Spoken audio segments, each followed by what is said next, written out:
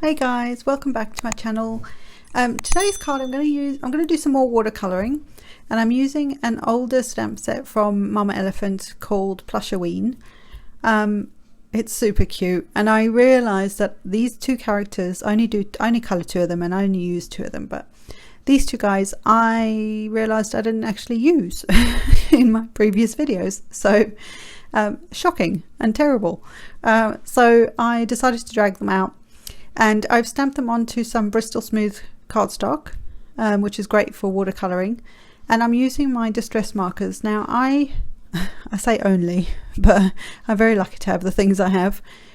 But I have this set of distress markers are the ones that came out a good few years ago in the seasonal, I think it was classed as the seasonal range. So it's 12 colours. 3 for each season sort of thing. So I'm just grabbing various colors within that. So you know, there's the brown. I can't remember what the brown is. I should have got these out while I did this recording. But I just grabbed some colors that were gonna work for what I was doing here. So browns and grays. I use the picked raspberry, I believe. Yeah, there it is.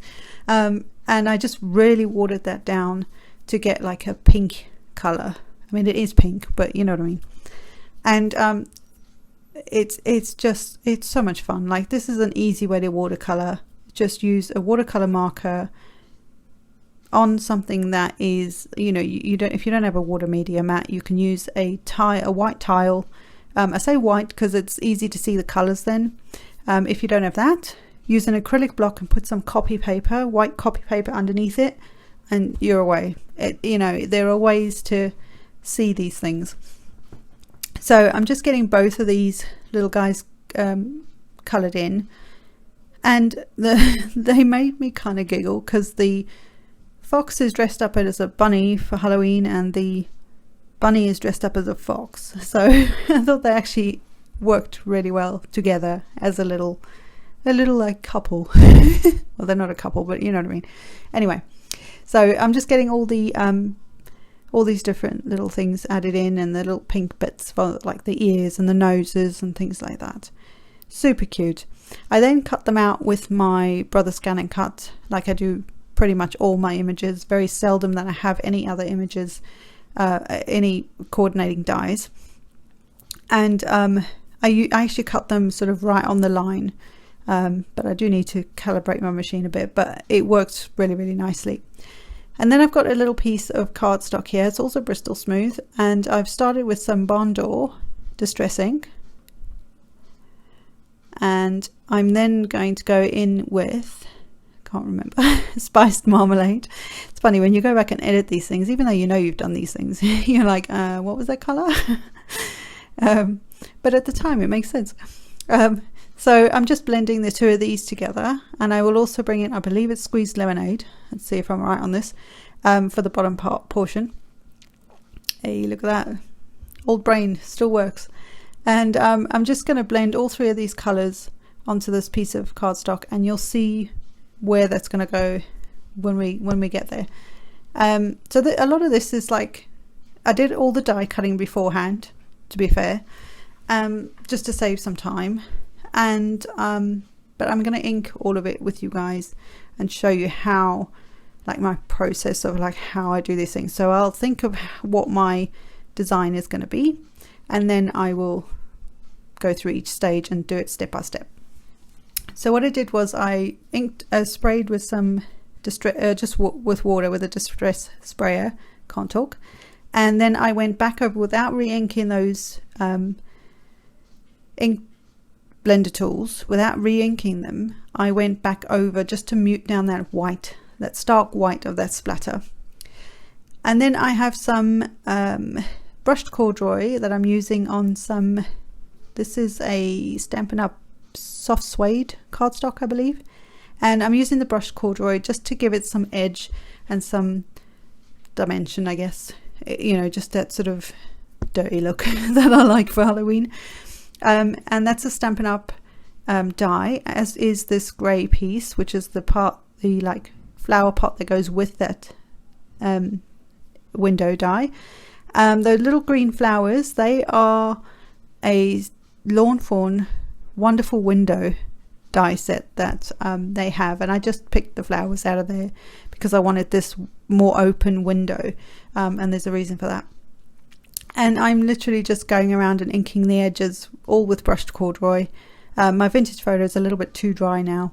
I actually need an actual re-inker for it, which is saying something, because that thing's it's one of my first ink pads, and I think it's about 12 years old now. 12, yeah, about 12 years old. And then these little trees I cut out with some smoky slate Stampin' Up cardstock, or just a grey cardstock, and they are the birch trees from Lawn Fawn as well. So I'm mixing and matching, and I know this was pointless because this is just a black spider, but I know that that ink is on there. I see that made no sense to do that. And this is where I not only put glitter all over my ink pad, but I used some glimmer. What's it called? It's one of the glimmer. It's like it's a glitter cardstock in silver, but I didn't want it to be so stark silver, so I used my ink over the top of it, just to dull it down and make it look a bit messed up as well. Honestly, I probably should have either used vellum, or I should have used just black. In the end, I think that probably would have looked better, but it's fine, it works. And the spider and the spider web are also Lawn Fawn die. I think it's called Cute Cobwebs. Now I'm going to take a piece of Bristol Smooth cardstock, and I've die cut it using a Lawn Fawn stitched rectangle die. You can easily just cut this to the size that you want. You don't need to have a stitched die, a die, to cut this out. And I've got the Tim Holtz bricked stencil, and I'm going to stencil this in some hickory smoke and then some brushed corduroy as well. And I'm just lining this up because this is a longer rather than wider stencil. I'm going to have to do some finagling in a minute just to move and sort of roughly eyeball and line up the next section of the bricks so that I can get it across the whole piece. It's pretty easy with a sort of background or a stencil like this where it's sort of blocks. It's pretty easy to do that. There are some that just you might have to just deal with the line that you might have, but this wasn't too bad. I can still see the line, but in the end you can't see it, so it doesn't really bother me. But you know, when you sort of start doing something, oh, I can see that line. Yeah, I could have probably not gone so heavy on that edge to start with, and the line that is there probably wouldn't have been there, but it still worked out, and it's not as bad as I thought it was going to be. And then what I'm going to do is I'm just going to clean this off, and good old Tim, well, he's not old, but his tip is to keep your stencil down, wipe it, and then that way you're not smearing that ink everywhere. It just gets wiped out with a dry cloth rather than a wet one. And then I took the same blending tool and went over that just to sort of soften those bricks. And now I'm using some brushed corduroy, one of my new favorite browns, I think, just around the edges again, just to give it that distressed look, which we all love, let's face it. And then spritzing with some water again. And it just, I don't know, when you work, I think the key thing and the thing I'm learning the most at the moment is that if you work in layers, sometimes you have to let layers dry before you put the next layer on. But when you work in layers and build up those layers, it creates so much depth. It's fab. So I'm now using Tim's spooky stuff. It was just on there and I forgot what it was called, and I don't know if I've even used the stamp. I mean, that's shocking. And I'm going to use some Barn Door distressing. Now distressings are not sort of normally meant as a if you want a nice crisp image to be stamped. I actually don't care that this isn't going to be that crisp look, although it turns out pretty good anyway. And I'm going to stamp this on here, and this is basically blood splatter. So I just think this is the coolest thing ever. And I'm going to let that dry for a second. I think I'm going to let this dry first. I'm not sure. Nope. I got some things ready because I thought you don't want to sit there and watch me put loads of tape on, although you're going to watch me take it off now. But anyway, so I'm going to take all these tiny little bits of tape on here, and it's a fairly strong tape. You could use wet adhesive, but sometimes it can be a bit messy. And I'm actually going to line up the window or that panel that I've made behind the window. So it looks like the inside of a house. There's this creepy glowy color coming from within the house, and there's blood splatter on the wall. Oh, I just thought that was cool. Anyway, that's very glowy. I probably also could have dulled that down a little bit and made it look a bit more creepy, but I thought it was pretty cool. And then these little flowers, they actually fit really nicely into this bigger box, because obviously they're not meant for this particular window box. They're meant for the lawn fawn one, but I got them across there and they fit really nicely. The spacing works well as well. I'm now going to start to put some of these bits together. So I've got this piece which is going to go onto the base of the card, which is just a standard A2 size card, and it's a 4 1/4 by 11 scored at 5.5. So I've got that piece on there, and then I'm going to start to arrange these to where I want. And I had a rough idea before I even started, which is how this kind of evolved, but I think if you just have a rough idea to start with, and then you can kind of play with it, you can move things around, of course you can, but I just kind of placed them roughly where I wanted them to get my eye in, and then went and got sticking. So I also realized that obviously these trees sort of stop at the top, so they don't go all the way to the top of the card. I didn't actually care, I just thought they were these sort of birch trees that were sort of old, and maybe they had been a bit mangled or something. I probably, if I'd torn the top of them, that would have looked quite cool as well, make them look even more ragged. But I didn't care that they sort of stopped there, sort of short of the window. Doesn't matter, does it? And then my little window box, and I've got a couple of exciting things. I got really excited when I thought of this. But my little window box I'm going to put that on now. And then I believe I'm putting my spiderweb on. So I'm getting a lot of the elements put together just to get them put together, if that makes any sense. And so I'm going to get my spiderweb on there. See, my spiderweb, the glittery, although it works, I don't know. I probably didn't need the glittery bit of it. I probably could have just used some vellum. That would look quite cool.